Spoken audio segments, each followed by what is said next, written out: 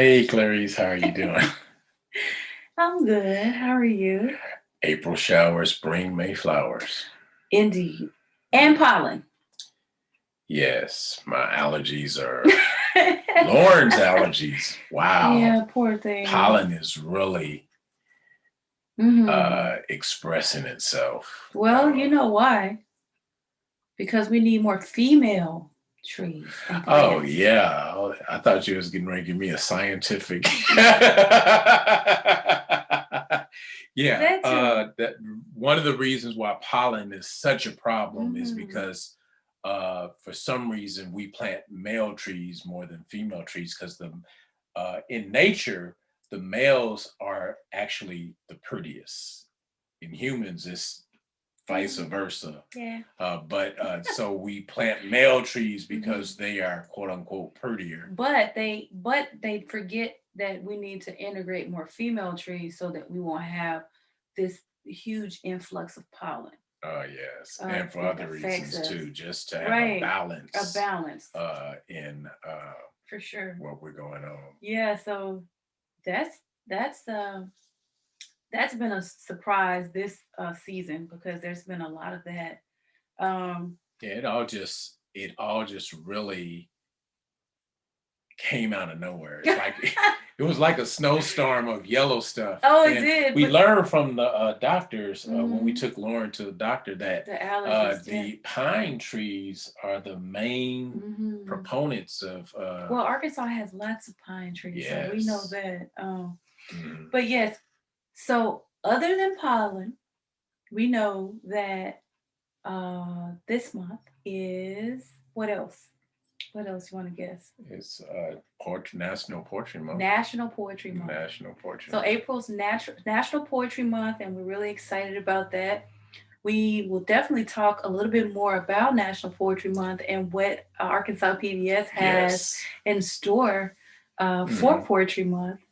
Um, Before we start talking about that, we do want to kind of chat about some things that are happening, you know, um, Or that have or happened have happened just in, within the last couple of hours. yeah, in our We've world and also in Arkansas. So let's talk Yeah, about, and this is raw since it just happened. So yeah, uh, we go to Minneapolis, Minnesota, yeah, what, and we have a verdict mm-hmm, in the murder trial of Derek Chauvin, who mm-hmm. was accused of murdering George Floyd. And the Mm-hmm. verdict is He was charged on all three counts. he Um, was found Found guilty. guilty on all three He was counts. found guilty, and we'll talk about that on all three Yes. counts. And you know, while we while I can only speak for me, and I say we because I'm You're talking not about you're not a us. I spokesperson am not. for a Oh, absolutely, particular group of people. absolutely not. Absolutely not. When I say we, I'm talking about you and I. But Oh, I okay. So you're the also, spokesperson from no, us. not even for you. So What? I will say, I'll just say for You're the me, spokesperson for yes, Clarice. just to Okay. be on the safe side, that um my personal experience is, while I think that that the verdict was just, I I still have, along with other, I will say along with other community members, this apprehension about our justice system and how there has to be more of a systems change for us to be able to be more trusting of it. Uh-huh. And Yeah. um Of you the know, criminal justice system. of the criminal legal system, and we can say criminal justice system, but for sure there has to be more of systems change in order for us to be um more trusting. And there is a lot of distrust in that system historically, uh so much so that verdicts like this still sit with us. We still have to sit with that and think about is that going to really happen? And not only that, that we also are dealing with things that are continue to happen even while the trial is happening, and before that with other victims um, of killings by police. So Well, there is this level of trust that we have to that we're kind of working through.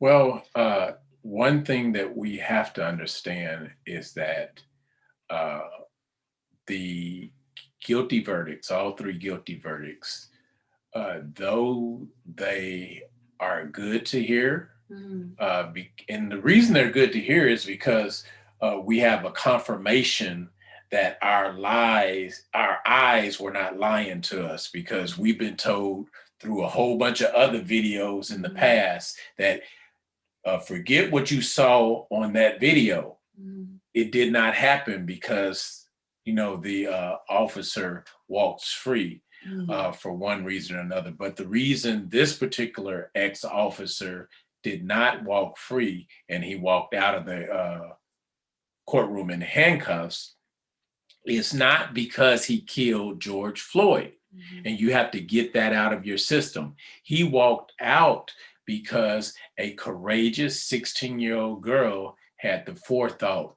of recording the murder in Mhm. progress. Mhm. And it happened during a time where there was a lockdown and everyone was at home watching television. So that is the reason why uh, he was found guilty. Mhm. So that's in for me, Mhm. since I speak for myself as well, I do not look at the guilty verdicts as justice. I look at it as accountability. Mhm. Uh, yes, this one individual there's a possibility that he will actually be held accountable for the decisions that Mhm. he made Mhm. that led to the death of another human being. Yes. So that Yeah, while we again, still unpacking this. yes, still unpacking that, and um there's a lot more to unpack in our own state of Arkansas, Oh, yeah, there's a lot of with unpacking that we have to do we with can only do a little bit of unpacking because there's so much and we all know so about much layers the to it. legislation that has been happening this session, this 93rd session. Uh, the one thing that we experienced yesterday, and you want to Well, introduce and talk this about was that. shortly after the Mhm. verdicts were Were made. Mhm. announced. Mhm. We went in front of a Senate committee chaired by Senator uh, Jason Rapert, and that was on Senate Bill uh, 674. And Senate Bill 674 was a bill to create a unified Arkansas Commission, and to create the Unified Arkansas Commission uh, to establish an official observance in Arkansas for the National Day of Racial Healing, Mhm. to establish an Elaine Remembrance Week, uh, and most importantly, to create a pathway to exonerate the 122 wrongfully convicted defendants coming out of the Elaine race massacre of 1919. And Yes. after uh, several thousand people throughout Arkansas sent in their letters, called in and sent in their emails in Mhm. support of this particular legislation. Mhm. And we had over a dozen people travel hours Mhm. from different parts of the state to come to testify Mhm. in support of this legislation, which had no opposition whatsoever. Mhm. No opposition. Yeah. What happened? It was voted down. It was voted down. Really, So what we yeah, had was the American experience. we did. And speaking of sure the did. American experience, Yes, speaking you of. guys remember that during our last log, Mm-hmm. we spoke about the American experience and talking about civic engagement Mm-hmm. and conversating and being able to relate your story. Yes. And we went into the archives of Mm-hmm. Arkansas PBS and we pulled out one of the many Arkansans that sent their story in for the American Experience Project. Mm-hmm. And since it is National Portrait Month, we decided to pick one of those entries that was poetry based. Yeah. And you want to play it at the end of this, right? Yeah. I want to play at the end of this, but I also wanted to say, as far as that bill is concerned, we're still going to do what we need to do. We're still going to keep fighting the good fight, and we'll still keep working on the grassroots level. That's what we're going to continue to do. But yes, let's look at that. Let's look at that piece of work from Tasha for the American experience. All right, let's do it. Let's do it. They ask, "Are you Alice?" Nope. I'm Tasha Moore. And damn it, I'm too good to be broke. See, I'm a Wilson Award winner, owner of Tasha Teaches Spanish. Desde 2011 he tenido la habilidad de hablar dos idiomas y conectar dos mundos. Bill Gates Millennium Scholar, international traveler, holder of 2 bachelor's degrees, 1 master's, and another is on the way. I'm so great that when I fill out job applications, I'm tempted to simply write, "I'm me." That's all an employer needs to know. My resume speaks for itself. And yet, I currently only have $67.35 in my bank account. Because see, the thing about life, it doesn't give a damn about your background or accolades. My generation is one of unkept promises, often being told things will go right if you act in a certain way. Go to school. Check. Get good grades. Check. Volunteer. Check. Join all the school clubs. Check. Go to church. Check. Be a good girl. Whatever the hell that means. Check. Get a bachelor's check. Get a master's check. But where is the real check that I need? The one that simply doesn't have me mark milestones off a list, but the one that leads to money. Because ain't that what we all need? One may wonder how someone as great as me ended up bad off. And I often wonder the same. Several of my friends are doing well off, and I hate that I can't relate to them in that way. I mean, we all started off top notch. So what got in my way? Wow. That was great. Yeah.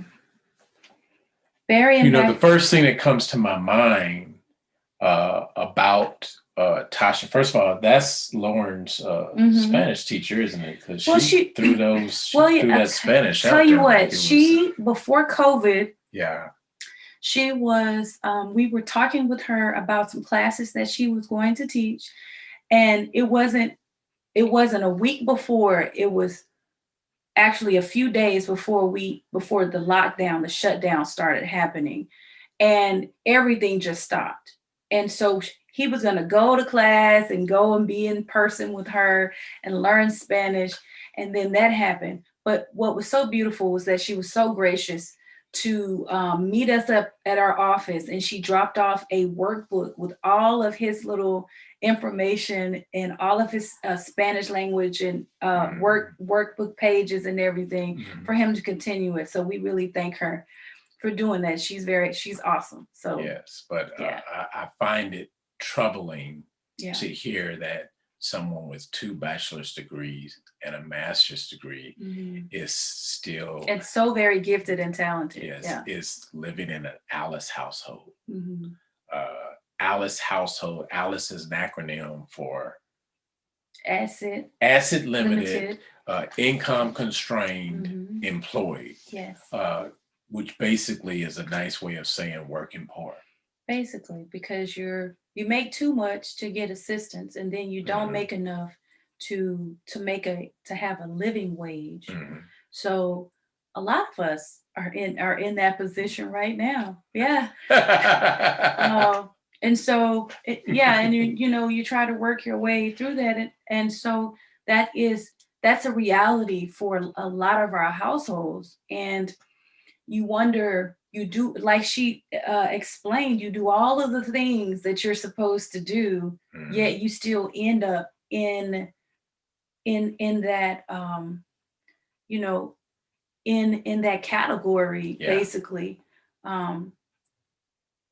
So it was a beautiful way that she explained it, and how she expressed what she's going through is very poetic, but at the same time, it was very painful.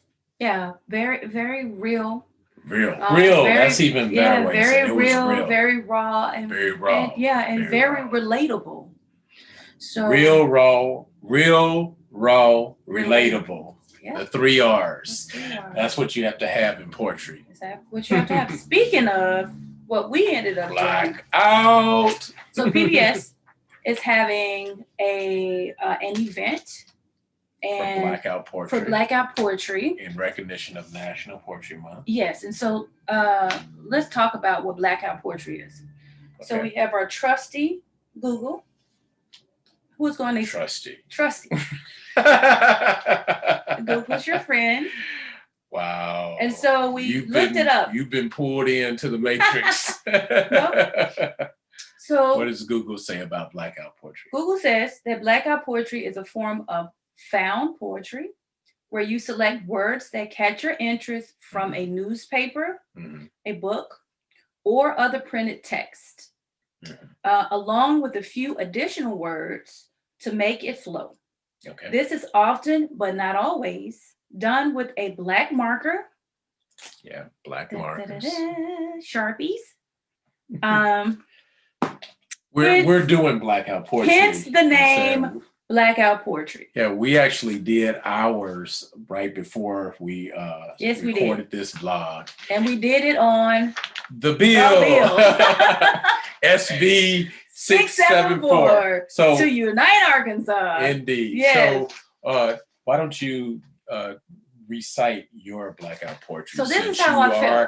So you're coming out of retirement to do this live. Shout out to all the poets out there. All right. In the world and in Arkansas. Shout out to everyone. Let's hear what you got to say. Yeah, I am. I don't do much of it. I do a lot for me, just to write and to record for posterity. So we did blackout poetry on the bill, like I said. So this is what I came up with.